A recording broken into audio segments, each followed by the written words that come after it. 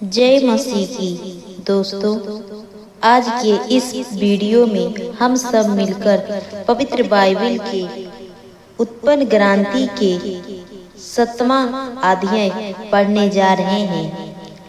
आज का हमारा विषय है,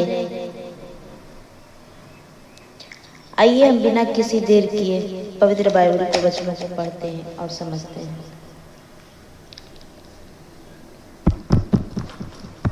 जल प्रारंभ। हालेलुया।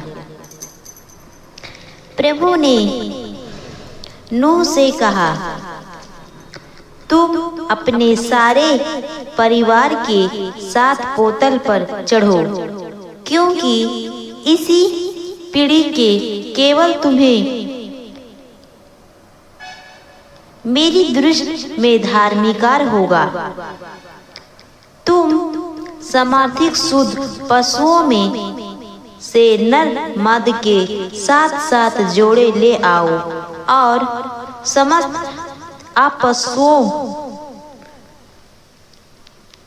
अशुद्ध पशुओं में से 2 नर और उसकी मादा को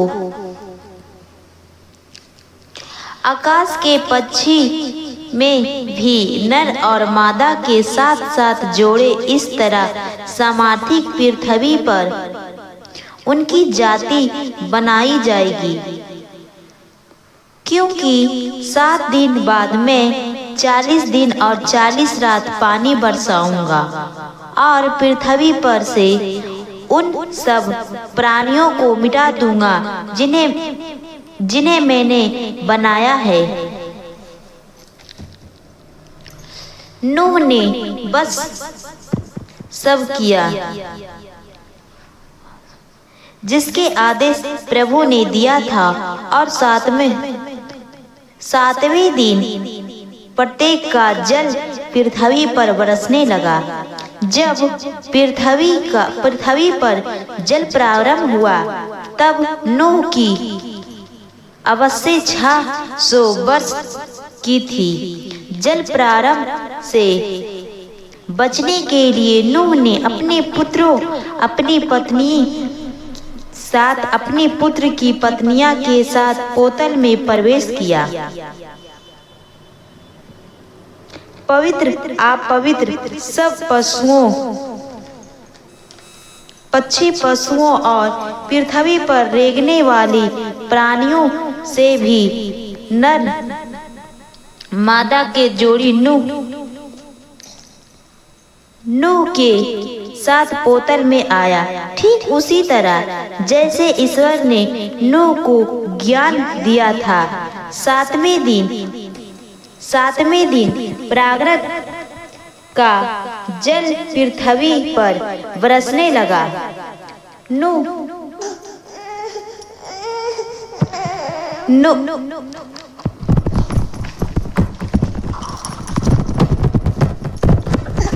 नूह की 600 की अवस्था में दूसरी महीना के ठीक 7वें दिन अगाधन गर्भ के सब स्रोत फूट पड़े और आकाश के फटाके खुल गया।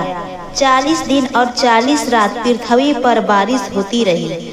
उसी दिन नूह के पुत्र सेम, होम और याफर, नूह की पत्नी तथा उसकी पुत्रों की पत्नियां सब उसके साथ पोतल में आए। वे और उनके साथ विभिन्न जातियों के जानवर, पशु, विभिन्न जातियों के मेमन, विभिन्न जातियों के पृथ्वी पर रेंगने वाले जंतुओं तथा विभिन्न जातियों के पक्षी और प्रत्येक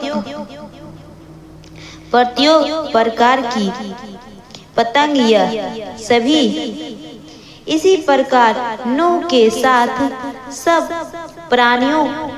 प्राणियों में से 2-2 पोतल के अंदर आए। सब शरीर धारण के नर मादा का एक जोड़ा आया, ठीक उसी प्रकार जैसे ईश्वर ने आज्ञा दी थी। इसके बाद प्रभु ने उस पर दरवाजा बाहर से बंद कर दिया। जल प्रारंभ पृथ्वी पर 40 दिन तक होता रहा।